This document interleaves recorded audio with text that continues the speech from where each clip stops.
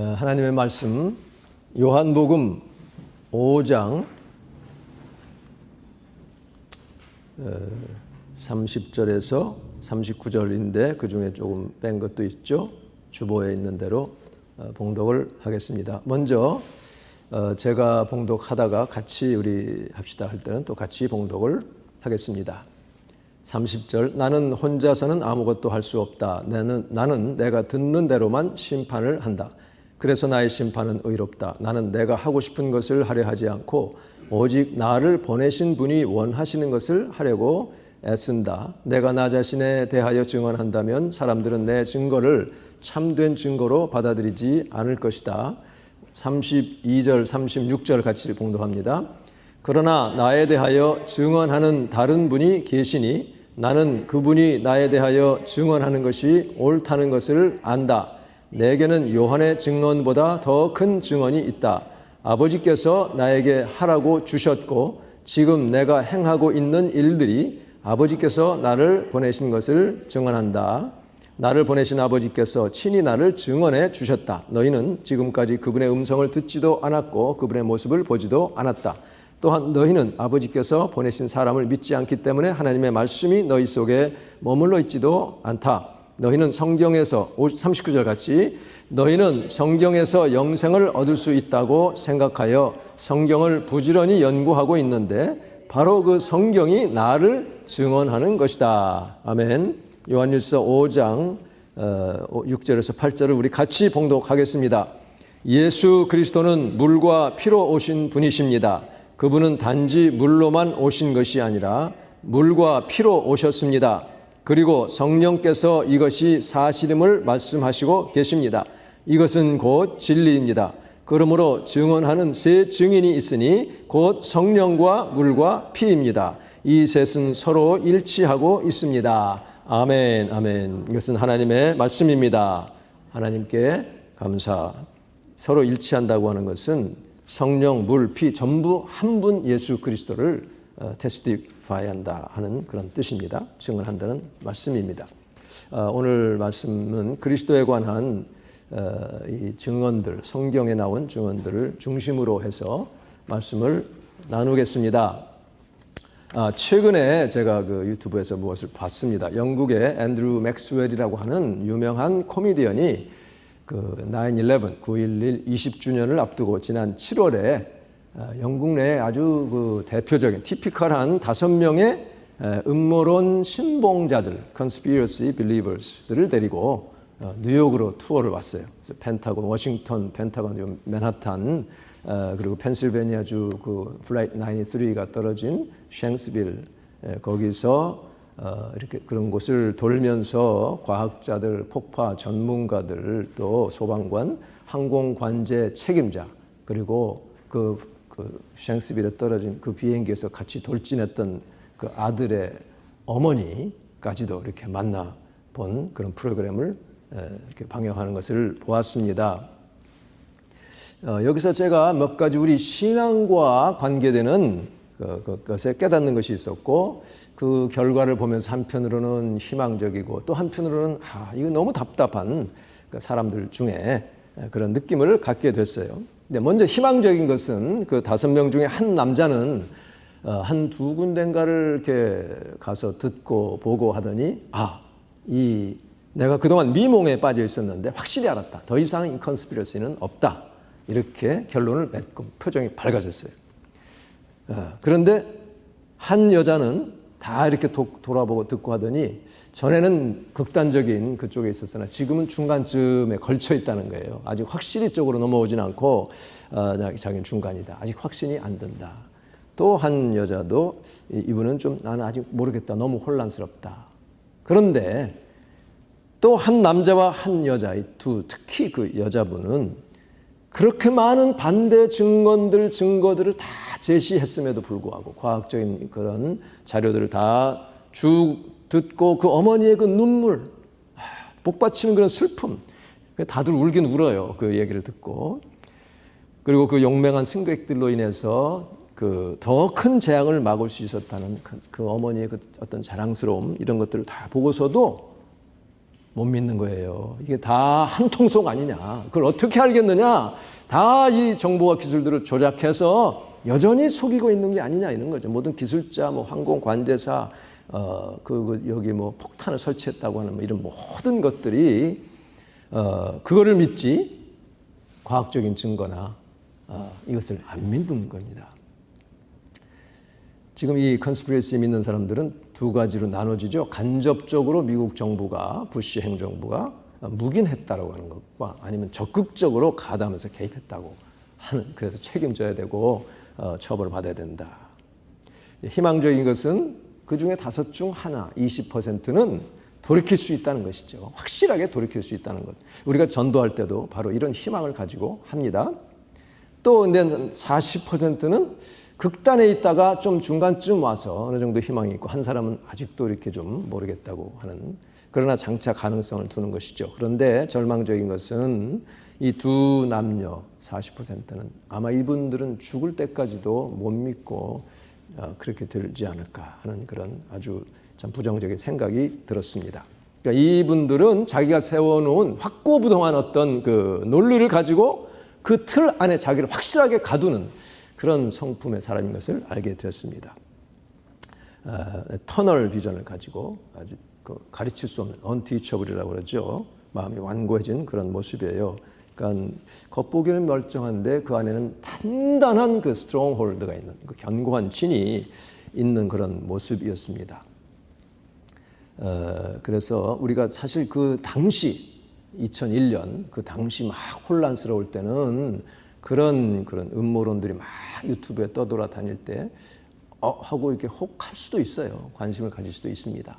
그런데 20년이나 지난 지금까지도 그런 것을 믿고 있다고 하는 것은 참 이해가 안 되는 일입니다. 그러니까 자기의 신념, 이것이 딱 자기가 세워놓은 어떤 이론의 틀이 딱 세워지면 이게 신념이 되고 이것이 나중에 신앙이 돼요. 신앙. 그래서 어떤 반대 이론도 증거도 다 거부해버리는 이런 것이 이제 정치 세력화되면 QAnon이라든지 뭐 White Supremacist 이런 사람들이 되는 거죠. 이것이 종교적으로 갈 때에 이런 성향의 사람들이 이단에 빠지는, 신천지에 한번 빠진 사람들은 무슨 말을 해도 안 나오잖아요. 그 중에 소수가 이제 돌아서는 것을 우리가 보게 되죠. 이제 그런 분들은 내가 지금 이 논리 안에 안정된 삶을 사는데 누가 와서 나를 설득해서 내가 이것을 승복하는 순간, 설득당하는 순간에 나는 내 존재 자체가 부정되는 것으로 생각하는 아주 극히 불안정한 심리 상태를 반영하고 있습니다. 그래서 성경 디도서 3장 10절에 보면 이단에 속한 사람을 한두 번 훈계한 후에 멀리하라. 가망이 없다는 거예요.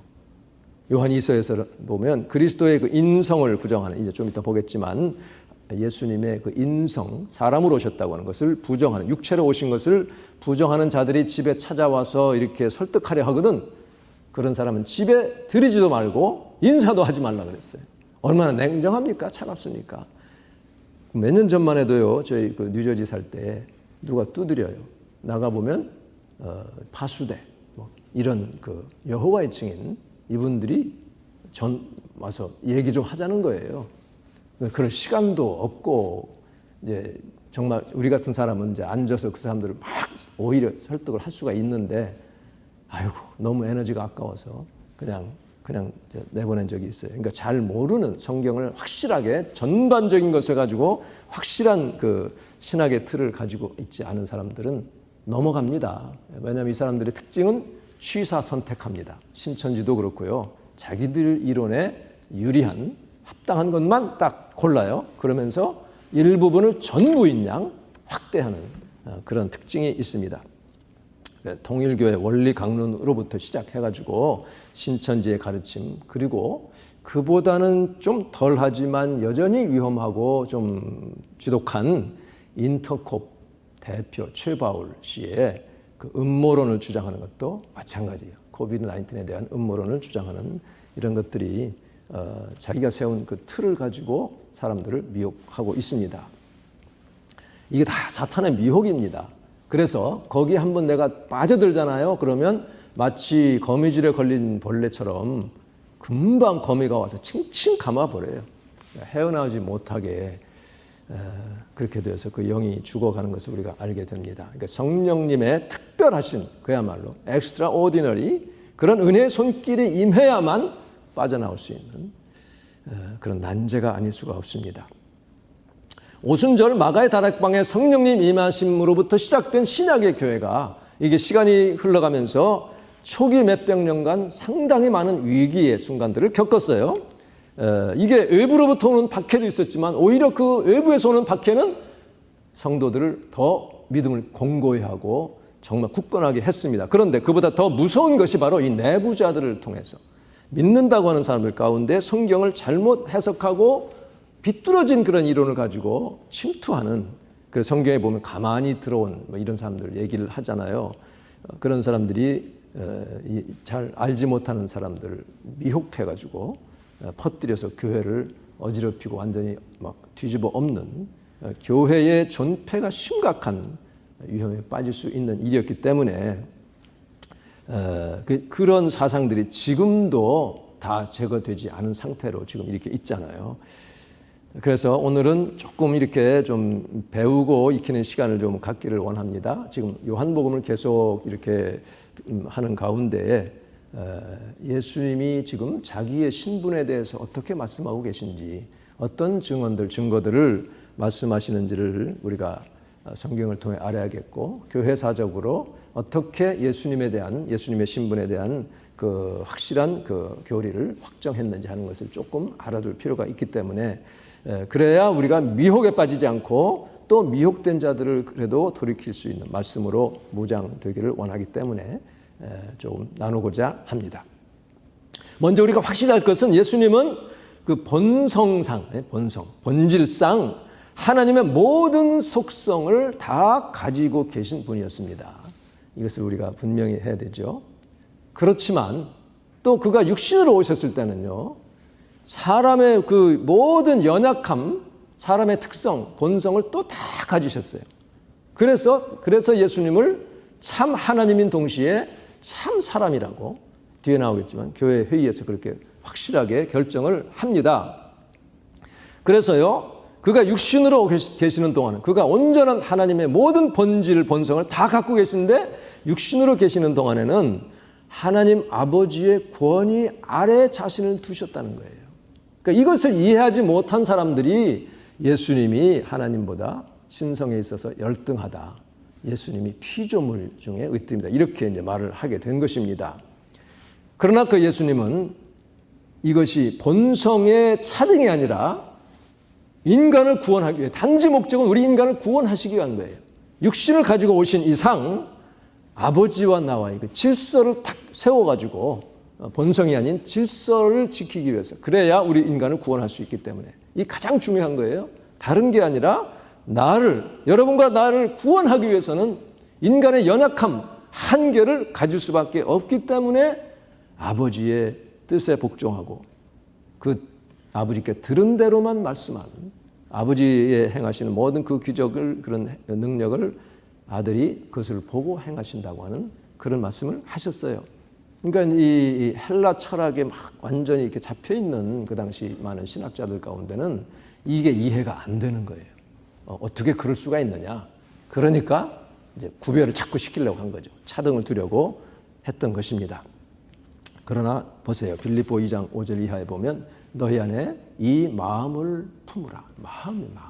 곧 그리스도 예수의 마음이니 그는 본래 하나님과 동등한 본체이셨다고 그랬어요. 하나님의 근본, 하나님의 본체이시나 하나님과 동등됨을 취할 것으로 주장하지 않았어요. 그렇게 여기지 않으시고 자기를 비웠다고 하는 게 가장 중요합니다. 하나님의 아들 신성을 다 가지셨으나 자기를 비웠다. 그래서 이거 헬라어로 케노시스라고 그러죠. 케노시스.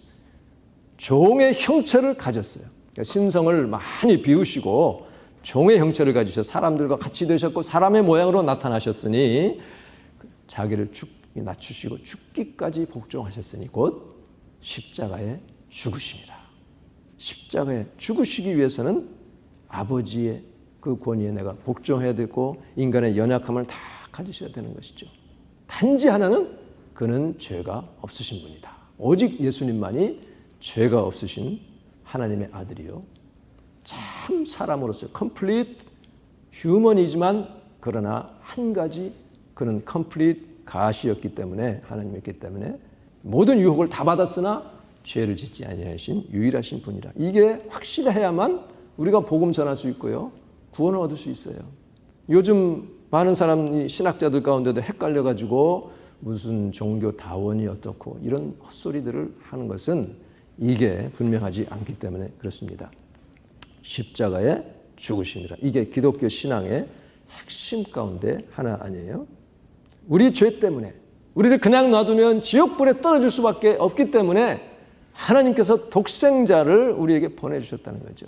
그런데 이 독생자가 오셨는데 십자가에 죽으신 그 모습을 가지고 아까 말한 대로 이 예수님이 하나님의 본성을 다 가지셨고 또 인간의 본성도 다 가졌다는 것을 이해가 안 되니까 어떤 분은 이렇게 얘기를 했어요. 십자가에서 예수님이 죽으실 때에 하나님이 같이 죽었다는 거예요. 이걸 성부 순환설이라 그러죠. 성부 하나님이 같이 십자가에서 고난받고 죽으셨다고 얘기하는 거예요. 이렇게 되면 완전히 뒤죽박죽 돼가지고 우리 구원론이고 뭐고 하나님의 성품이고 뭐 완전히 해체가 되어버립니다. 그 사람은 뭐라고 주장하냐면 예수님이 이제 동정녀 마리아에게서 이게 잉태가 되잖아요. 그 잉태될 때도 하나님이 함께 거기에 잉태됐다는 거예요. 그래서 아들로 나왔으면 그 하나님이 또 아들이 됐어. 이게 혼동이 돼버립니다. 그래서 교회에서는 교회 회의에서 아버지와 아들, 성령 이 세 분 삼위는 한 본성, 한 본체이신데 그 위격이 person이 다르다. 그래서 아들은 아버지로 체인지가 할 수 없어요. 바뀔 수가 없어요. 컨퓨즈가 될 수가 없습니다. 그리고 또 아버지는 아들이 될 수도 없고 성령도 될 수 없어요. 또 성령 역시 아들과 아버지 컨퓨즈가 안 되고 서로 이렇게 익스체인지가 안 됩니다. 그러나 그렇다고 해서 세퍼레이트 되지 않습니다. 구분은 돼, 디스팅션 구분은 되지만 분리는 안 되는 이런 참 신비하고 우리의 머리로는 이해하기 어려운 그 삼위일체론을 확립시켰어요. 터툴리안이라는 분이 확립시켰는데 왜 이게 중요하냐면 이게 안 되면 구원이 없어요. 구원이. 이게 문제입니다. 아직도 그게 안 되기 때문에 여호와의 증인은 오직 하나님 아버지만 신성이고 아들은 신성이 아니라고 얘기하죠. 그런데 어떻게 우리가 예수 믿고 구원 받습니까? 그거는 말이 안 되죠.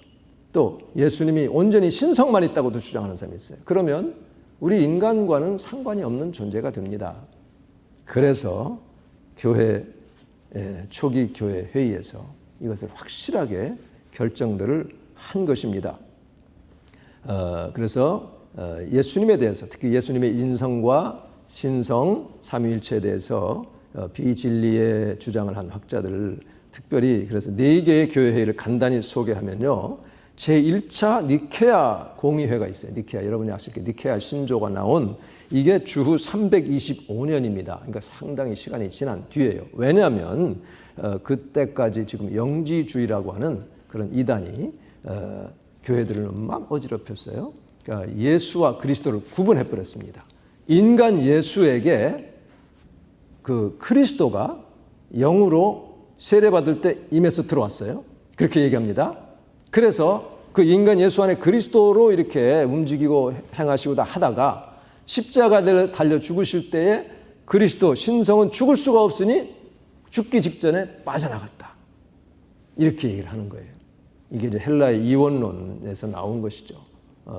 영은 악하고 더러운 것, 육은 영은 참 거룩하고 신성한 것 이렇게 구별을 하다 보니 이렇게 해서 참 교회를 어지럽혔고 예수 믿고 구원받는 그 도가 흐려졌기 때문에 그래서 니케아 공의회에서는 아리우스라는 사람이 예수님이 신성이라는 것을 도저히 이해를 못해서 예수는 피조물인데 피조물 중에 으뜸이다 이렇게 주장했어요. 그러니까 아무리 으뜸이라 할지라도 피조물이면 우리 구원을 못하는 것이죠. 그래서 아리우스를 이단으로 정죄를 하게 됩니다.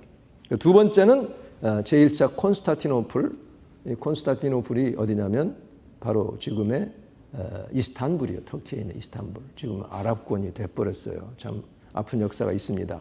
거기에서 이 니케아 신경을 보완하면서 여기서는 무엇이 중요하냐면 어떤 많은 사람들이 예수님이 아버지와 유사한 본성을 가졌다 이렇게 얘기해요.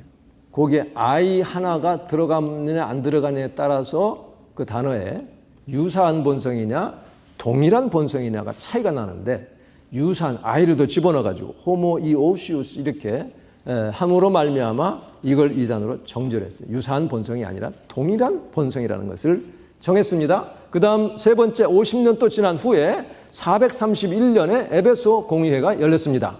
그래서 거기서는 지금 그 인성과 신성이 구분은 되지만 분리되지 않는다고 하는 것을 확실하게 했어요. 위격적인 연합, 유니언을 얘기했습니다. 그 다음에 네 번째 451년 칼케돈 공의회 거기에서 예수님의 이 신성밖에 없다고 하는 그 주장을 배격하고 예수님은 참 하나님 참 사람 이게 바로 이때 451년 칼케돈 공의회에서 칼케돈 신조를 채택을 합니다. 우리가 예수님을 참 하나님 참 사람 이렇게 말한 것은 바로 이때 451년에 칼케돈 공의회에서 결정된 것을 얘기를 하는 것입니다. 자, 그래서 오늘 이 본문의 말씀을 보면 예수님이 지금 자신에 대해서 자기가 어떤 존재인가 하는 것을 증언하는 주체들이 누구인지 무엇인지를 밝히고 있습니다. 제일 먼저는 바로 나를 증언하시는 분은 아버지라고 말씀하세요. 31절에 보면 내가 내 자신에 대해 증언한다면 사람들은 받아들이지 않을 것이다. 왜냐하면 신명기에도 보면 세 증거가 완전히 있어야 확실하다고 말씀하고 있기 때문에 그래서 32절에 나에 대하여 증언하는 다른 분이 계신데 그게 바로 37절에 나오는 나를 보내신 아버지께서 친히 나를 증언해 주셨다. 이게 뭘 말하냐면 너는 내 아들이다. 내가 오늘 너를 낳았다. 그러니 너는 그의 말을 들으라. 그러니까 예수님이 세례 받으실 때에 물에서 올라오실 때에 성령이 비둘기의 형체로 그의 위에 임하였습니다. 그러면서 하늘에서 음성이 들렸어요. 그러니까 아버지 하나님이 예수님을 너는 내 아들이다. 내가 너를 낳았다라고 하는 것은 이 뭡니까? 만들었다는 게 창조했다는 게 아니에요. 그러니까 낳았다고 하는 뜻은 아버지와 아들로서의 어떤 그 질서를 위해서 그렇게 말씀하신 것이지 차등이 되는 것이 아니라는 것을 우리가 분명히 알아야 됩니다. 그리고 또 한 군데는 변화산에 올라갔을 때 예수님이 변화산상에 올라갔을 때 갑자기 구름이 그 사람들 거기 있는 제자들을 덮으면서 음성이 나죠. 하늘에서 똑같은 음성인데 너는 내 기뻐하는 아들이다. 그의 말을 들으라 하는 하나님의 음성이 들립니다. 이게 아버지께서 지금 그를 증언하셨어요. 그 다음에는 세례 요한이 세상 죄를 지고 가시는 하나님의 어린 양이다. 그는 성령과 불로 세례를 베푸실 것을 증언합니다. 그래서 그가 바로 하나님의 아들이요 메시아인 것을 증언합니다. 그 다음에는 세 번째로 여기 36절에 보면 그런데 그 요한의 증언보다 더 큰 증언이 있다 그러시면서 아버지께서 나에게 하라고 주셨고 지금 내가 행하고 있는 일들이 예수님의 그 works, 일들이 아버지께서 나를 보내신 것을 증언한다고 말씀하고 있습니다. 그러니까 지금 아버지가 증언하셨고 세례 요한이 예수님의 귀를 예비하며 증언했고 세 번째는 예수님의 행적들입니다. 이것은 기적들만 얘기하는 게 아니에요. 예수님의 가르치심, 이 땅에서의 삶의 모든 발자취 전체를 가리켜서 바로 그런 것들이 나를 내가 어떤 존재인 것을 증언한다. 하나님의 아들이요 구주가 되시고 그가 바로 신성을 가지신 분이라는 것을 테스티파이 한다고 말씀을 하고 있습니다. 근데 아까 말씀한 것처럼 5장 19절 여기 안 나오지만 예수님이 나는 아버지께서 하라고 한 것만 말한다 이런 말씀하시고 내 뜻대로 내 자의로 아무것도 하지 않는다 그 말씀을 이해를 하지를 못해가지고 그래서 자꾸 예수님을 피조물이다 차등이 났다, 분리되어 있다 이렇게 얘기를 하고 있어요. 근데 그렇게 되면 우리 구원이 멀어지기 때문에 이 교회에서는 바로 이거 회의를 했는데 이 교회 회의라든지 신구약을 확정하는 것이라든지 이런 것들이 이제 사람들이 모여서 회의를 했잖아요. 근데 그걸 가지고 다른 파에서는 이단되는 특히 그 안식일 지켜야 된다, 뭐 음식이 어떻다 하는 그런 쪽에서는 이걸 전부 인간적인 것으로만 생각합니다. 절대 그렇지 않아요. 이 모든 것을 우리 인간의 삶 가운데 직접 이렇게 우리가 사람들 간에 부딪히고 행동하지만 성령께서 주관하시고 그것을 결정하시고 역사하셨다는 것을 분명히 알아야 됩니다. 그것을 인정하지 않기 때문에 자꾸 다른 얘기들을 하는 것입니다. 그래서 요한복음 5장 39절에 보면 이런 말씀이 있어요. 너희가 성경에서 영생을 얻는 줄 생각하고 성경을 연구한다. 그러니까 이 네 번째로 바로 성경에 나오는 증언들이 바로 예수님을 증언한다고 말씀하고 있어요. 모세 오경에서 계속해서 예수님에 대한 얘기가 나옵니다. 특별히 모세가 뭐라고 했냐면 이제 하나님께서 나 외에 다른 그 선지자를 보낼 것이다. 너는 그 말을 들으라. 바로 이 말씀, 너희는 그 말을 들으라 하는 것이 바로 이 신명기에 나와 있는 말씀이에요. 그것이 바로 예수님을 예언하는 것이요, 예수님이 이 땅에 구주로 오실 것을 증언하고 있습니다. 그뿐이에요. 그 이사야서라든지 시편이라든지 예수님에 대한 증언들이 많이 나오고 있습니다. 이렇게 예수님이 자신이 하나님과 동등한 그런 신성을 갖고 계시다는 것을 밝혔지만은 한편으로는 그가 약하심으로 죽으셔야 했기 때문에 예수님이 약해지심으로 죽으셔야 됐어요. 왜냐하면 우리 연약함을 친히 담당하시기 위해서. 그러니까 신성 가지신 예수님이 자기를 낮추시고 종의 형체를 가지셔서 십자가에서 죽으셨다고 하는 거예요. 내 죽음을 대신 죽으셨다고 하는 거예요. 이것을 우리가 분명히 마음에 믿어야만 됩니다. 예수님이 겟세마네 동산에 가실 때 심히 고민하고 슬퍼하셨다고 그랬어요. 그냥 난 신이니까 뭐 대충 넘어간 게 아닙니다. 너무 괴로워서 내가 죽을 지경이다. 베드로와 요한과 야고보에게 제발 여기서 깨어서 좀 기도하라.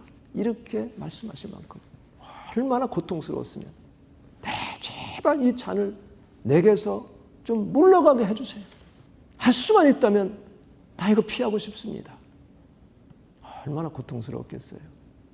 우리 믿음의 선진들 가운데 참 핍박을 받고 고문을 당하고 그렇게 감옥 생활하고 막 인두로 지지고 막 손톱 사이에 막 바늘을 쑤셔 넣고 그럴 때 얼마나 정말 고통스러웠겠습니까? 그 주기철 목사님의 손자 승중 목사가 제 신학교 동기예요. 지금 인천 그 주안교회 담임 하시는데 그분이 한번 나와서 그 간증하는 것을 들었어요. 자기가 이제 그 아버지에게 들었다는 것이죠. 막내 아들의 이제 아들입니다. 근데 막 감옥 생활을 이렇게 하고 맞고 뭐 말할 수 없는 고문을 겪다가 이제 그 일본 경찰에서 회유책을 쓰느라고 집에 좀 보내줬어요. 그러니까 이제 집에 가서 그 집안에서 이렇게 가족들이 고생하는 거 보고 또 편안하게 이렇게 사는 그런 것을 가지고 유혹을 하는 거죠. 이제 그 뜻을 굽히라고 그렇게 유혹을 하는 것인데 와가지고는 뭐 조금도 변함이 없이 또 복음을 전하고 사람들을 이렇게 모으고 하니까 아침을 먹고 있는데 경찰이 들이닥쳤다는 거예요. 막 문을 두드리면서 막 쳐들어오니까 밥숟갈을 뜨다가 막 갑자기 자기 어머니한테 탁 뛰어들어가면서 어머니 저 참 견디기 힘듭니다. 이거 제가 다 할 수가 없어요.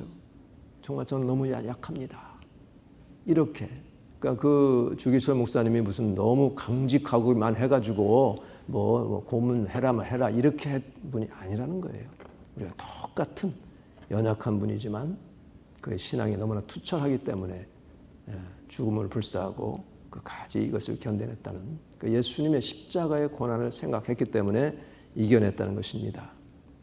오늘 우리의 믿음이 그와 같이 정말 순전하고 죽음도 불사하는 고통을 겪더라도 그것을 이겨내는 믿음을 주님으로부터 받아야 될 줄로 믿습니다. 오늘날 많은 정말 코비드 오기 전에 교회들이 얼마나 많이 큰 교회들은 얼마나 많은 사람들이 왔습니까? 그 중에 제가 보기에 정말 많은 사람들은 예수님 위해서 내가 죽고자 하는 것이 아니라 나를 내어드리고자 하는 것이 아니라 이 교회를 통해서 내가 뭘 얻을까? 무슨 복을 받을까? 샤머니스틱한 정말 기복적인 믿음 가지고 찾은 사람들이 많을 것을 누구나 다 알고 있습니다. 하나님이 무슨 뜻인지 몰라도 이 코로나 바이러스를 통해서 많이 정리를 하시는 게 아닌가. 그러나 이것이 끝나고 나면 하나님이 큰 또 부흥의 불길을 내려주실 것을 분명히 믿습니다. 우리가 그 날을 바라보며 지금 견뎌내는 거예요. 시간이 됐기 때문에 그 뒤에 있는 말씀들은 다음에 하겠습니다. 우리에게는 하나님의 그 아들 예수 그리스도에 대한 확실한 믿음이 있고 성경 말씀이 있어요. 이 말씀을 확실히 믿을 때에 우리는 분명히 사람들에게 전할 수 있어요. 예수님이 우리의 유일한 구주이십니다. 예수님을 믿어야만 구원을 받을 수 있습니다. 이것 전해야 돼요. 저희가 마나탄에서 그 32가에서 전할 때 Jesus saves, 어떤 분들이 아랍 이런 걸 입고 이렇게 지나가는 사람이 있어요. 무조건 이 Jesus saves, believe in Jesus, Jesus loves you, 계속 Jesus is Lord 이렇게 전합니다. 그 말을 들었으니 이 사람들이 부인하든 어쨌든 간에 나중에라도 성령께서 그 말씀을 생각나게 해서 주님께 돌아오도록 그렇게 전합니다.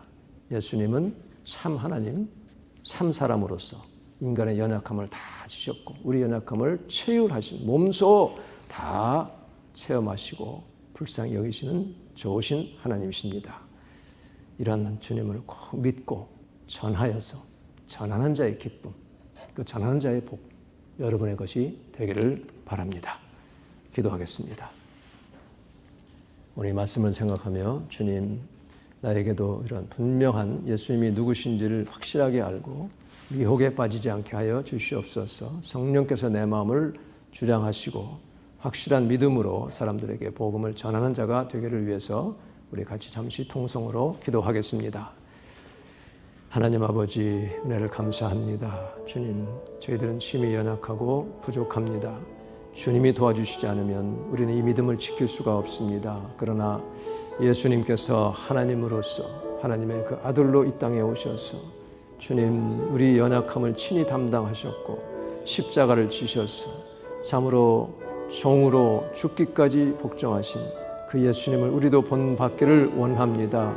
하나님이 세상에 너무나 혼란이 오고 또 많은 사람들이 미혹되어서 주여 예수님 꼭 아니라도 불교를 믿어도 이슬람을 믿어도 하나님 구원받을 수 있다고 하는 그런 얘기들을 하고 있습니다. 하나님, 그러나 그렇게 되면 예수님의 그 구원의 역사는 다 헛것이 되고 십자가가 다 무의로 돌아가는 것 아닙니까? 하나님, 저희들을 불쌍히 여겨주시고 깨어서 기도하는 저희가 되게 하시고 우리 주 예수 그리스도의 참 생명을 얻는 저희가 되게 하여 주시옵소서. 거룩하신 하나님, 은혜를 감사합니다. 지금 참으로 영적으로 점점 혼란이 가중되고 있는 이 시대에 우리는 분명한 믿음을 세우기를 원합니다. 영혼들을 사랑하는 마음을 허락하시고 미혹에 빠진 자들을 불쌍히 여기게 하시고 아버지, 알지 못하는 자에게 참 십자가의 도를 바르게 전하여 주여 우리 마음에도 주님의 성령의 기쁨이 충만되게 하시고 영혼이 구원받는 놀라운 역사가 있게 도와주시옵소서. 예수님의 이름으로 기도하옵나이다. 아멘.